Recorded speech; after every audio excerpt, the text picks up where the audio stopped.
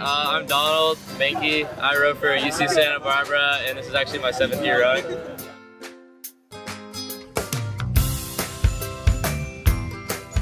I got started actually, somebody I know in high school, he ended up going to University of Washington, and he just was like on the local club team, and so I decided to give it a shot, not knowing what I was getting myself into.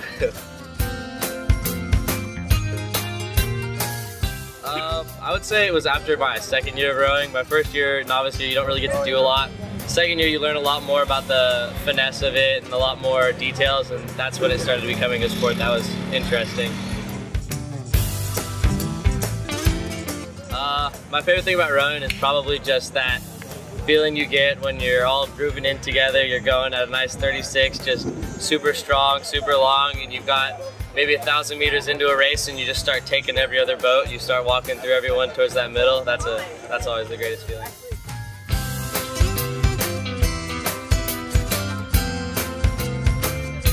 I don't know, my least favorite thing about rowing is probably just, I guess you have those days where just everything you want to do is just does not involve rowing. You'll get up in the morning, you know, you've already gotten up in the morning every other day for the past 2 months and you're pretty tired, but then, I mean, it always kind of comes full circle. By the end of practice, you're usually already awake, you feel pretty good. So I guess just kind of getting out there on those cold, rainy, wet days that you just would rather do anything but row.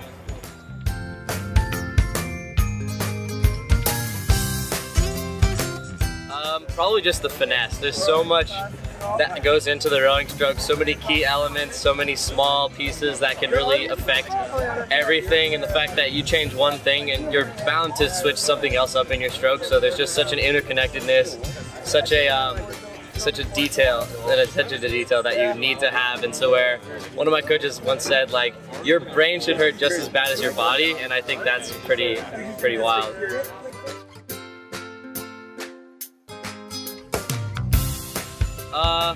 Get out while you can.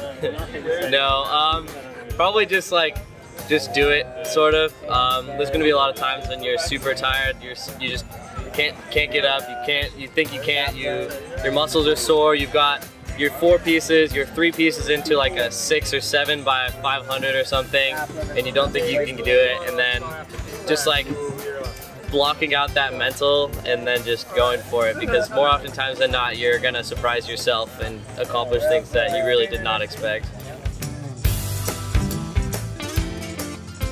I definitely think rowing gives us an edge over other students. We know how to get up early, we know how to work hard, and we know how to just push past a lot of self-imposed limits and a lot of limits that other people have. I mean, I'll find, like, when I'm in jobs or in a workplace, I'll get things done quicker than a lot of my co-workers. I'll just be able to work harder and I'll be able to work longer. So it's kind of like, it gives you that, you're able to just, I guess, push past some barriers that a lot of people would not be able to, and you're able to really just kind of, you'd have that edge over everyone else, because you have proven to yourself time and time again that you can do something that your brain is telling you you can't do, but you know, like, oh, okay, I can still do this, I guess.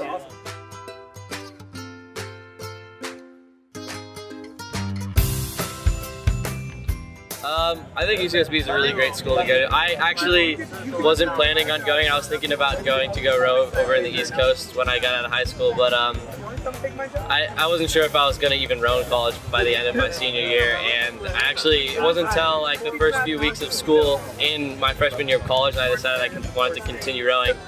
And I guess just like the people here have really shaped me, because there's a lot of very smart people and there's a big huge demographic of all kinds of different people, and the fact that we're just all able to like do our things, and then also I guess like just be personable and have fun. That's kind of something that's very interesting, and I think that's unique.